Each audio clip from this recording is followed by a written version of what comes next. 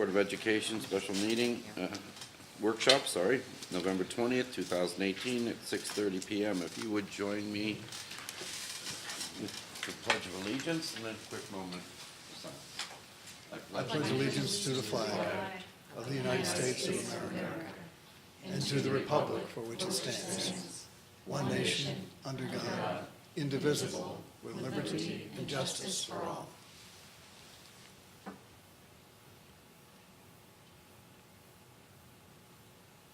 And thank you.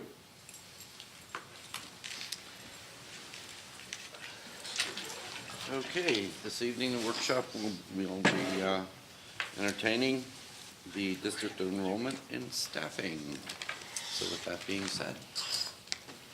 I don't know, Steve, you want to say some comments? she- No? Okay. First, Ellie did all the work, so she can do the talking. we have copies for you. Unfortunately, they're not here.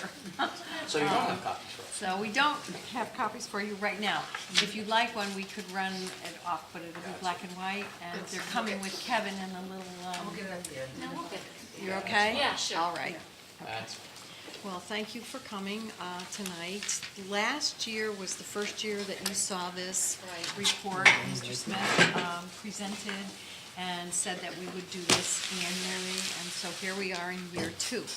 And I'd be happy to answer questions as we go through it. If you'd like to stop me and ask a question, or if you want to hold your questions, that's totally up to you, and I'm comfortable with that.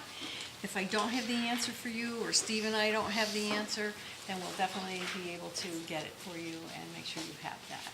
So I would like to thank Anthony and Pat Silverman. We work closely together to put all of these pieces. I do staffing from my office. Anthony touches all of that also. And then Mrs. Silverman from the superintendent's office works with the schools to get the enrollment numbers and put all of those things in. Courses at the high school. She helps with correlating all of that. So I want to say thank you to both of you for collaborating with me. So, a minute. Okay.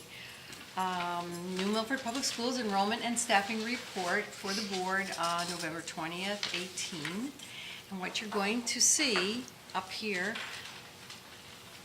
will be information on enrollment and staffing for last year and for this year, the current year that we're in. So what you have in front of you was a study that was done by Malone and McBroom back in November of 2014. And as you can see through those first 5 years, the information, because when they did it in 14, they knew birth rates, and they had all of that there. As you get down and you see, you get to 1920 and go through till 20, 24, 25, those numbers aren't as solid as the ones ahead there. So that's the chart you saw last year, and just we thought what would be helpful for you to see it in this form, which I hope you can see it better than I can from here. But the solid lines are the actual numbers that are there, and the high school is the first one in red, and the dotted lines are the projected ones. So the high school comes first, and then as each one goes through, the green is 6 through 8, so that's Schaghticoke. The yellow or golden is 3 through 5, Sarah Noble, and then the blue is K through 2. And last year, I think we showed you this slide without the numbers on there, and this year we put them in to help a little bit. And I think what's noteworthy is when you look at the numbers and you look at the projected ones, and you may say, well, they're higher and look what's happening. But if you take the actual numbers, the solid lines, and you start to look, you're going to still see that we're decreasing in enrollment. So if you start down and you go through, the high school's a little bit different, but if you actually look at the rest of them, you'll see that we're still decreasing in enrollment through those periods for those schools. Okay? And I think you'll be able to see this better when you get to the individual slides with the schools, and the numbers are there for you to see a little clearer. Okay with that? All right. Then we broke the rest of the slides down by the schools for you. So we have Hill and Plain Elementary School, and you'll see kindergarten, first and second grade. You'll see last year's enrollment per grade, the number of classroom teachers, the average class size, and then to the right of that, you'll see the 18-19 information. And on the very far right, you'll see the staff changes and you'll see the enrollment changes. So overall, for Hill and Plain, for 18-19, we see a decrease or drop in enrollment of 28 students and 1 teacher. And we moved a section from first grade to second grade, so that's why you see the -1, the +1. And we did, at the end of June last year, eliminate a kindergarten. Originally, when you did the budget in January, we didn't have that in there, but then as the numbers came through, that's what we did. We took that particular position and moved it to Northville. At Northville, we did originally cut, we made a reduction in a kindergarten section and a second grade section, but you did vote when Dr. Tracy made the recommendations, brought them back to you to add that kindergarten and that second grade section back. So there's no change in there. They're the same number of sections, and you can see the enrollment is a little bit up in Northville this year for 18-19 by 13 students. When we get to Sarah Noble, this is a school, Sarah Noble's been, for the last few years, really sees the largest number of reductions in staffing because the enrollment decreases are also substantial. So we took 1 position from 3rd grade and reduced it. We took 2 from 4th and 2 from 5th for this current year. And we put together a summary for you to look at, K through 5, and you can see overall the decline again in enrollment is 76, and the staffing changes total 6 reductions among the 3 schools. Those slides that you just saw were just kindergarten teachers, first grade teachers, second grade teachers. What you see here now are the unified arts and the special ed numbers for each of the 3 schools. So we have an art teacher, a library media specialist, music, PE teacher, the special education teachers are there, and then there's a total.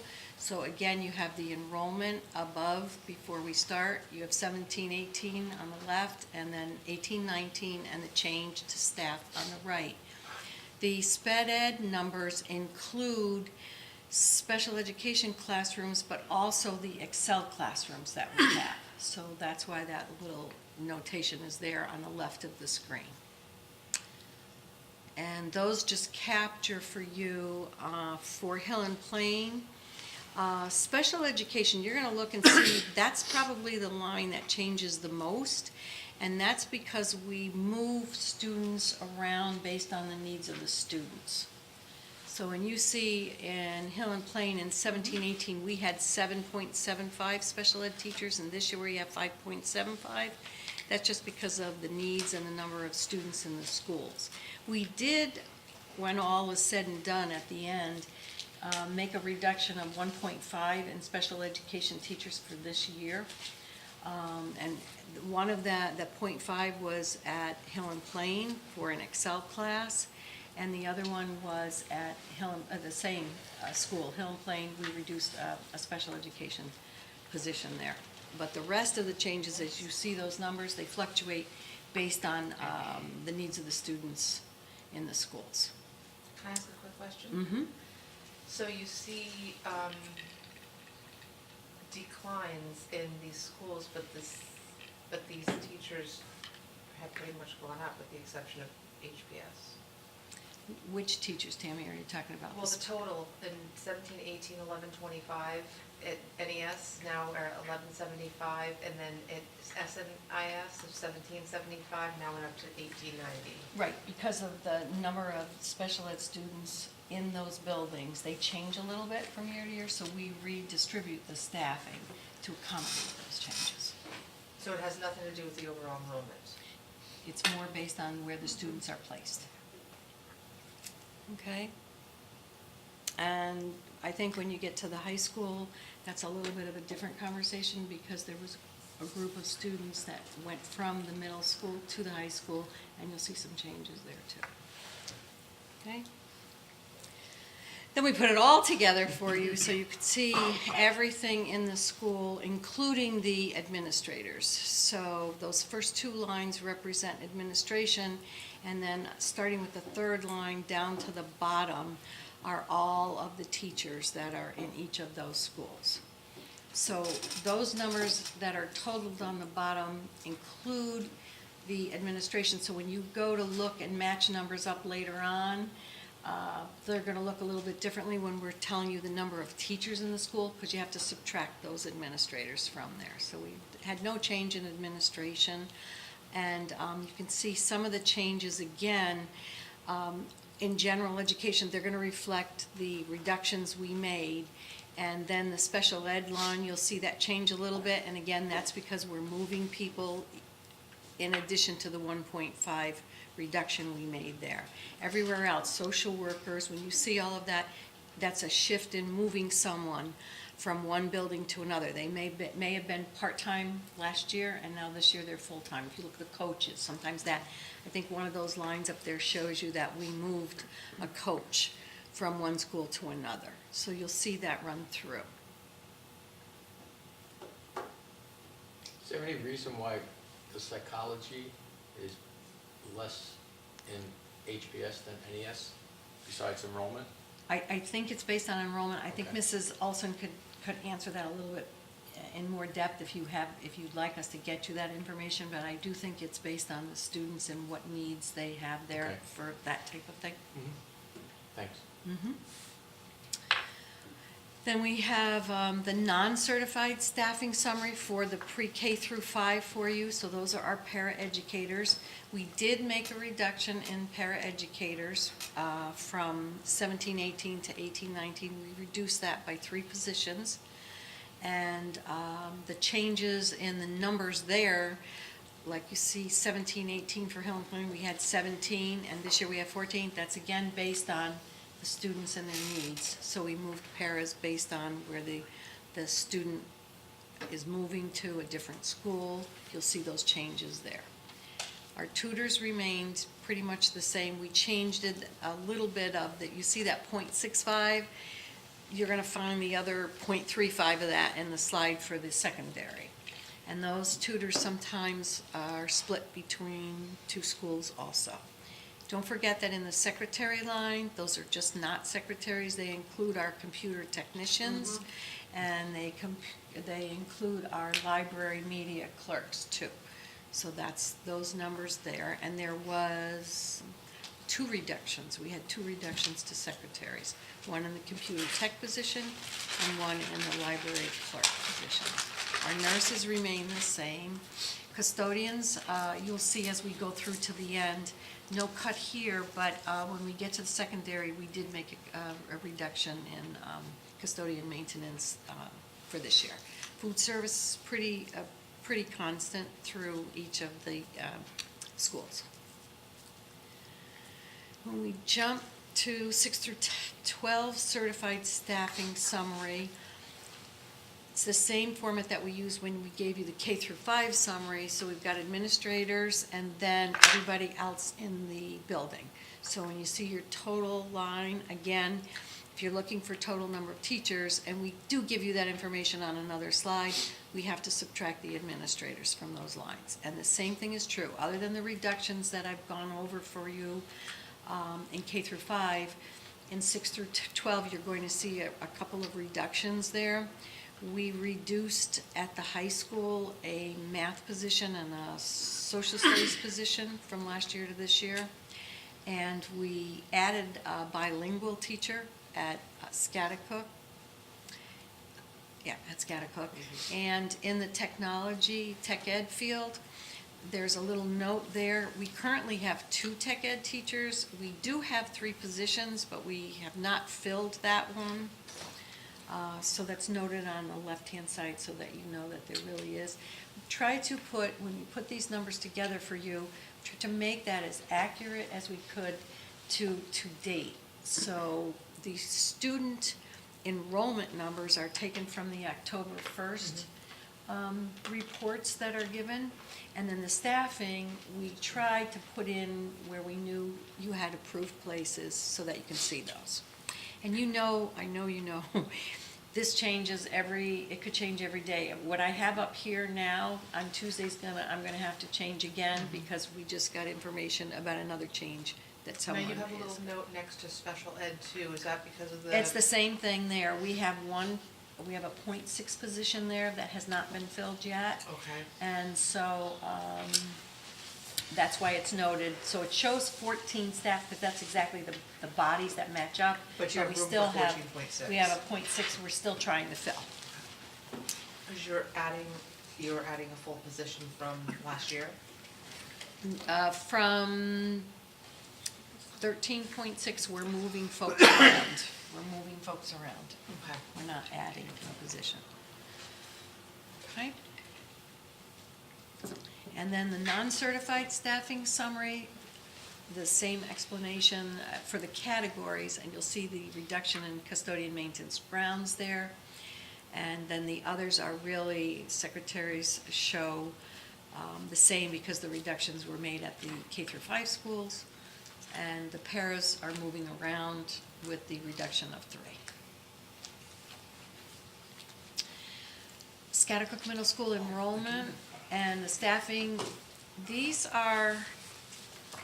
is an interesting slide to put together because it's based on a different format. When you're K through 5, it's really easy to take the student enrollment, divide it by the number of teachers, and you basically know what you have. When you get to Schaghticoke in the high school, it just gets more additional information, it has to be put in based on teaming there. So you'll see that in grade 6, we gave you the number of sections of ELA and writing. Grade 7, grade 8, we do the same thing for those subjects, the math, the science, the social studies, world languages. We give you the number of teachers there, the average class size, and then the range of what the class sizes were for 17, 18, and then we repeat that same information for 18 and 19. I do want to mention a few things that when we do this, Mrs. Silverman asks the high school principal and the middle school principal to provide some information on these sections, and then she creates a spreadsheet for all of this information, and that's where those numbers come from. So if you try to take some of those numbers and divide them up and figure out the class size and the range, you won't be able to do that because you don't have all of that information. And again, this is just showing you what we have, and I know Dr. Tracy and I talked a little bit about this, and I know last year you had some questions about class sizes and ranges and things like that. So we're not prepared right at this moment to go through every single section up there because we'd have to get back up, but we are more than welcome if you have a question that relates to something like that to get that information for you. Angie? I just thought, so the 6th grade ELA, writing and reading, we have 30 sections of that with a average class size of 21. Mm-hmm. That seems very disproportionate for the other subject areas. Why do we have so many sections of that? Is that a combined? So in 6th grade, this is the first year that reading was separated out from writing. So there's 3 teachers in grade 6 that teach just reading and 3 that teach just writing. Okay, so there's really 2 subject areas. In grade 6 only, and then in grade Okay. 7, it's combined. Got it. And Okay. In 8, starting in grade 7. And then the lower part, you'll see your art, your health, your PE, music. Practical Arts at the middle school, Project Lead the Way, which falls under technology education, and then computer education. Okay? And then when you get to the high school, it's the same format for you. We did this by department, and you know, this even gets more complicated because you have all of the electives. Some are a year-long course, some are a half of a year. So we did the same information, given all of the different classes, put them together, and created that slide for you. There's a couple of notes on there. You saw these last year also, about the SAT prep class, where we combine math and English electives. Last year, I think we might have only had 2 teachers doing that. This year now we have 4. And it says they teach an additional 28 total sections of the SAT prep. And there's the notation on the class size, which I can't read from here, but is it 28 and 21, I think, in those 17, 18, and 18, 19? Where it says the little footnote on the bottom? Looks like 18, I'm and then sorry. 21. Thank you. Okay. Okay. Do we know what percentage of our students take the SAT prep? I can't answer that, but we can get that answer Yeah, we for can. you. I don't know that. Thank you. What percentage take it? Okay. Can you just can write write that that down down. for me? All right, and then I think that other notation there for you about single digits in the range column typically are a result of a continuation of a study at an advanced level and/or student scheduling conflicts. So you may see some of those single digits, and again, if you had any specific questions, we'll definitely get you answers for that. Okay? And then for district staffing, these are, the first part there list most of the folks you will find at central office. We also have included the adult ed facilitator, so you'll see that in there. Our BCBA person is in there. We added that person last year. And the secretaries that are at central office are in there. And also the for administrators, the superintendent and assistant superintendent and the director of pupil personnel and special services is included in that number. Litchfield Hills Transition Center, we have a little bit of a change there based on student enrollment. We had 2 teachers there last year, 2 special ed teachers there. We took one of those teachers and moved .4 of that position to Sarah Noble based on the need there. So that, you'll see that's why you have that change. And the speech and language pathologist, the same thing. .8 of that person's position is now in a school, in one of the other 5 schools. And we made a reduction there in the paraeducator. Faith Academy, because we do provide special education teacher part-time and nurse part-time, there are those 2 positions that have remained the same.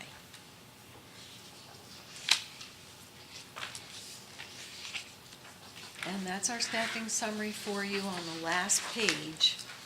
And that's where, when I was referring to you, when you go to match the numbers on some of the previous slides, they're a little bit different. When you look to see like teachers, that just a little bit below the middle there, that's a little different from the page when we give you the summary, because on the summary page, it included the administrators. Here, we split them up for you.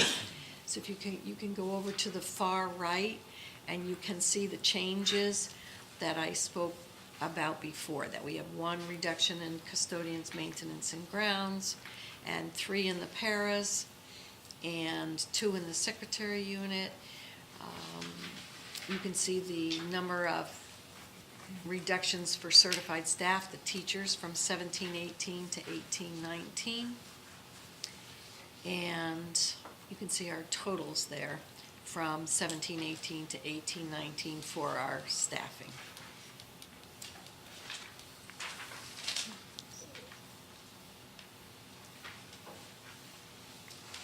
Could you just remind me, and you may have said it earlier and I missed it, when was the last enrollment study done?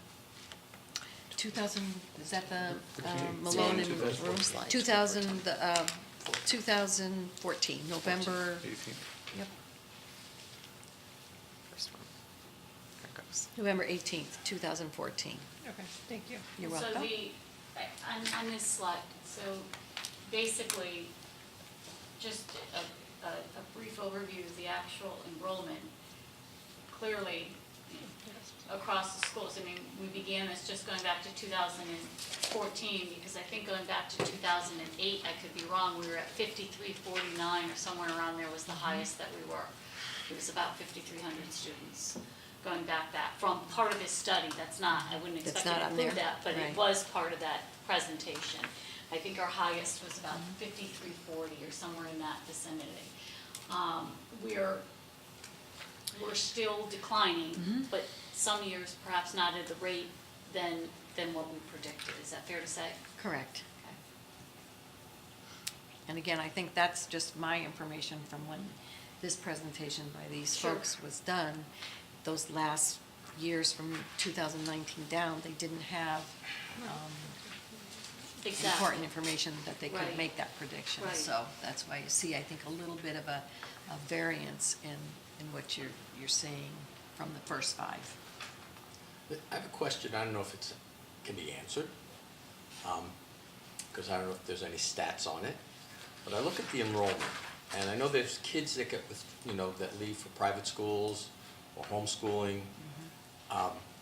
Do we have do kids come back to the district, and how do you account for that? I'm going to ask Mr. Corpo if she wouldn't mind to speak to that, because that comes out of her, Okay. much of that comes out of her office. So anytime a student, specifically starting at the middle school and the high school, the parent decides that they want to homeschool or disenroll, it triggers a meeting with my office, not to, just to talk about it, because re-entry into the system is what's critical. A lot of times at the high school, when a student decides to be homeschooled or the parent makes the decision, I want them to understand that credits have accrued to a certain extent, and that if they're not with an accredited either online system or a organization that allows for credit attrition, that when they come back to the high school, or any high school for that matter, we look at number of credits required by year to be on track for graduation, and if they're not in an accredited institution, it would mean that they would remain in the same grade level when they return to district. So So if they have no credits, they start as a freshman? correct. Or if they've already attained enough credits to be a sophomore, they would Right. come back as a sophomore, but if they didn't acquire any more out when they were homeschooled, then they would still come back as a sophomore. And that applies like in private schools too, then? Well, private schools, we look at the transcript to review, because they are accredited. Okay. So it's a little bit different of a process. Okay. But we do track as much as we possibly can. By board policy, a letter goes out to any parent who is thinking about homeschooling or has been, to solidify their intent to continue to homeschool. They don't have to return the letter, so sometimes we get the letters back, sometimes we don't. But in the departure meeting, I listen to their plan of action to address it. They sign off, fill a sheet out of what instruction will be had in the homeschool setting. They sign off on it. I then forward it to the superintendent's office, or the interim superintendent in this case, for signature. And then that makes the withdrawal from our public school system effective at that date. If they wish to re-enroll, they have to go and register as they would with a new child to district at the school at this time. Okay.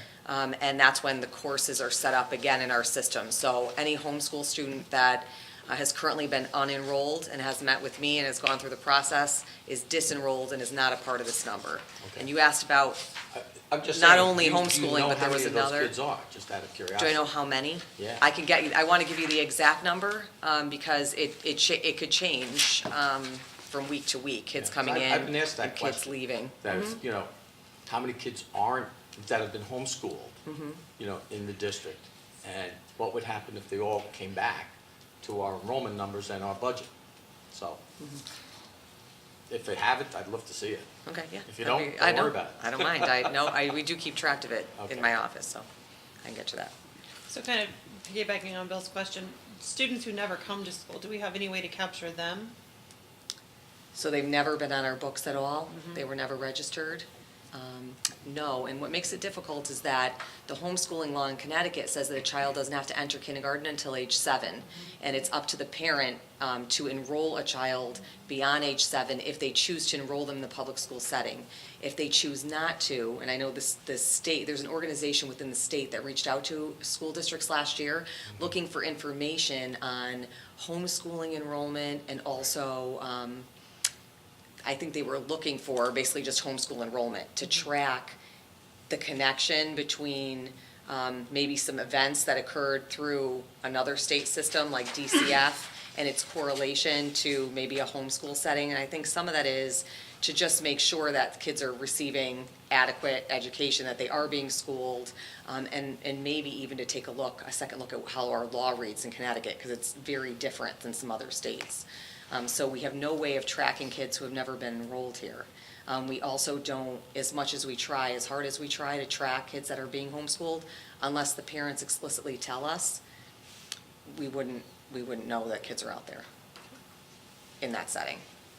And that's part of the law, that's part of the Connecticut law. So then what do you do about graduation? And does New Milford issue them a high school diploma or? Children who are homeschooled and Yeah. withdrawn from our district, no, No, they don't, no. they get a state? Once you withdraw from the New Milford Public School District, you're no longer enrolled here. So you don't receive a diploma from our high school because you didn't go through the required Yeah. coursework. So where does that student get a diploma from? So there's different ways. They can enroll in adult education. Okay. Sometimes we'll capture kids that way. They have other opportunities. Sometimes the parents teach all the way up through high school and then commission with the state. So they have different avenues that they could take. Okay, just curious. Connecticut has a fairly loose or liberal homeschooling law. And as evidenced by the form that I sign when a parent comes forward and says, I'm withdrawing my student and I'm going to homeschool her, the statement at the bottom says that the superintendent merely acknowledges receipt of this, does not endorse the program, or, and so it's a fairly broad right, I suppose you could say, that parents have to withdraw and say they're going to homeschool. But once they do that, there is really no supervision or quality control by us. They've chosen to be on their own. Interesting.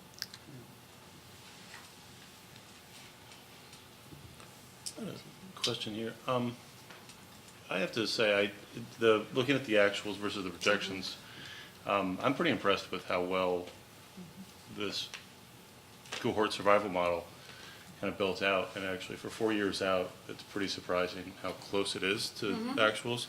And I will go on record saying I was not a believer. And so what's kind of interesting here, I think, though, that we should dig into a little bit of the weeds here Right. and look at some of these grade bands, because I think that would have some staffing and budget implications in the next few years. And I looked specifically at the 6-8 band. Yeah. It's kind of hard to highlight here, but the 322, the 323, and the 345, that's all going to move up into the high school in a few years. And what's always interesting, I think, in this, and I remember Mr. Smith kind of walking us through this a little bit, that 8 to 9 threshold picks up maybe about 20, 24 kids. And those may be Sherman students, those may be, that additional, I don't know, Well, the magnet. chunk of kids there, Magnet right? school would give them some, Well, magnet school is also just going up to 5. yeah. So that's not a ton, and that might only be 3 per grade. So I look at that higher end.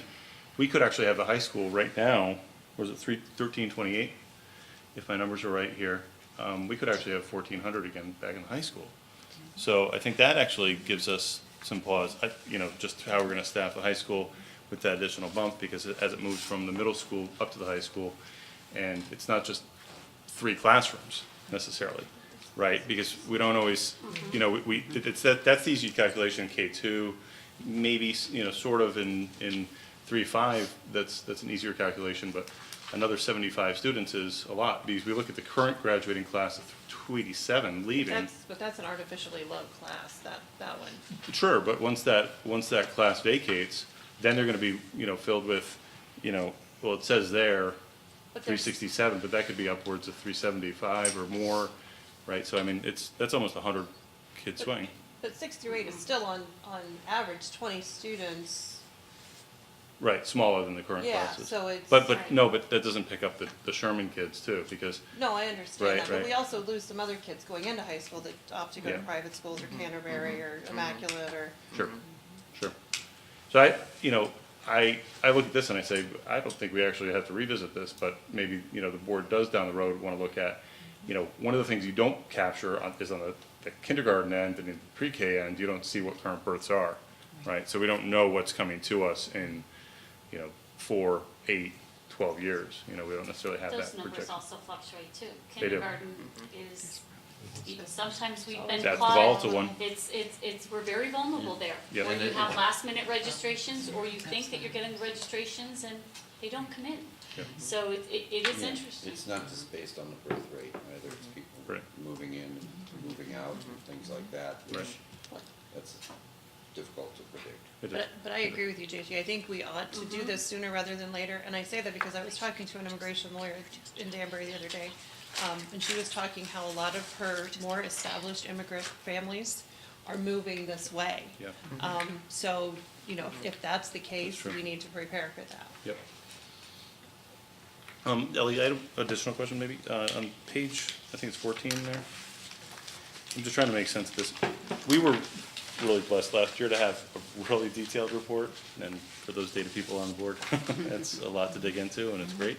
I'm a little confused on, just maybe you can walk me through, where it says the number of sections and then the number of teachers. But, because some quick math there kind of shows that some teachers are teaching 3.8 sections, and some teachers are teaching over 10 sections. So I don't know if that's a fair, I don't think it is, because Yeah. I think you need the information if you'd like us to provide that for you, because if you pick any one of those subject areas, Right. then you would have to look and see exactly how many sections and then how many teachers are teaching those sections. Right. So I don't think, that just was, Right. put everything together so you could at least get Kind of macro. a broad view of that. But yeah, if you'd like us to get those sheets and put them together somehow, we can do that for you. well, the reason I ask is, when we talk about what a section is, like you said, like something like PE, it's a pretty straight cut. 51 sections, 5.2 teachers, there's your 10 sections.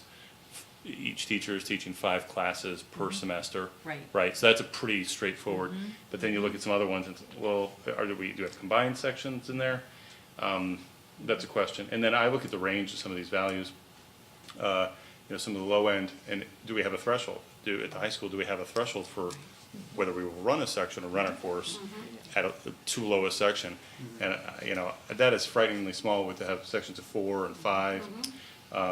And I don't know where the median is for that. I think we have what the average is, but we don't have a median. And I would be curious to see how many singletons are running in that schedule too. Yeah. Because if we have a lot of singletons, that could actually, we could be creating the scheduling conflicts so students can't get into it. Because we're offering that one section here and that one section here, and they're conflicting out. And given the structure of the block schedule, that could actually be highlighting some of these singletons and highlighting the conflicts. And then now it puts us in a position to run a smaller section Well, course. JT, Yeah. you can run it every other year. That's what I'm saying, so like maybe what we do is, we cycle some of those out too, just, I think those think are of the it. same, I think the board did last year, the same conversation up We did. around this slide too. We did. And today, we were really focusing on enrollment and on staffing. And then this gives you a conversation to be had as a follow-up to this now. And as I said, we can get that information from the high school so that you can take a look exactly what you're talking about, JT. Yeah. And zero in, for instance, if you're looking at one of those ranges that's, let's do business, and it's 5 to 29 Right. students in a class, we can identify where that 5, what actual class that is. And then, as we noted on the bottom, it might be to an advanced study that program of study Sure. that these kids signed up for as freshmen and anticipate they're gonna follow it all the way through. So we could definitely provide you with that. I'm sure that's the kind of information you would want to have so that you're prepared going in for the budget season, to have some of those conversations with the superintendent and perhaps the principals. Did you go to the I think it's the very last slide that shows the overall staffing reductions. It could be that in the last 2 years. I That could- right there, from 649 Yeah. to 633. I mean, I think that we all have a variety of opinions of where to shift some of those resources that we have and where the enrollment projections are. But clearly, there've been staffing reductions throughout our budget process that show that they've matched up with enrollment changes. I mean, I think that we can all agree on that, that when the enrollment has changed and kept changing, we changed our budget as well accordingly. So I think that's interesting to know. Any other questions or comments? No, I'm not tying you to right now, but if something comes up, please let Ally know what it is you'd like, and I'd appreciate it if the answer would probably go to everybody, just so that you know. If you But we're send- not gonna do. If you'd like to send it to Dr. Tracy, whatever Dr. your Tracy, request yeah, is, and then then we we can can parcel send out it to out proper to us place. so that we can Absolutely. get that together for you. Sure, thank you. Ally, thank you, and this is my chance to thank you again for not only keeping very close tabs on this critical information, but also working hard to fill each of those boxes with some people that are prepared to do well for our kids. I appreciate that, it's not easy. I'd like to say thank you, but also on behalf of everybody else that's part of this team, because Mr. Corporal touches it, Mrs. Olson touches it, Mr. Giovanni touches it, every building principal touches it too. So they were all part of that process of interviewing and sending us candidates to bring in, so you are very welcome. Thank you. This time I can entertain a motion. For air conditioning? So moved. Second. Any discussion? Those So in we get air favor? conditioning. Thank you. We'll recess until 7:30.